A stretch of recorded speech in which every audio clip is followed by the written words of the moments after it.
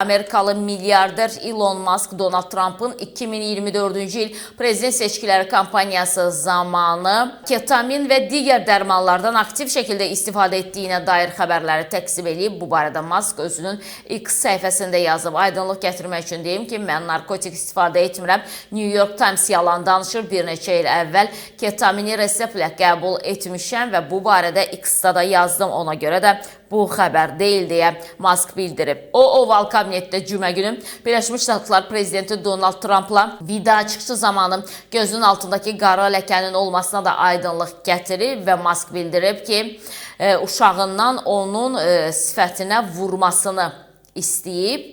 Qeyd eləyək ki, New York Times nəşri Elon Musk'ın ketamin qəbul etdiyi üçün sidik kisəsində problemlərin yarandığını da iddia etmişdi. Ümumiyyətlə, ötən həftə Oval kabinetdə onun Trump'ın yanında dayanması və Trump'ın onun haqqında danışanda belə çox qeyri-adekvat hərəkətlər eləməsi, üz, göz mimikalarına belə maraqla hərəkət etdirməsi, bu da bəlkə də bir daha səbəb olub. Deyilsin ki, o narkotik istifadə edir və yaxud da ki, narkotik həblərin təsiri altında olur. Hər halda üzünün qaralmasına gələndə isə deyir ki, uşağımdan xahiş etmişdim ki, məni vursun. Görünür, uşağının əli yaman bərk imiş.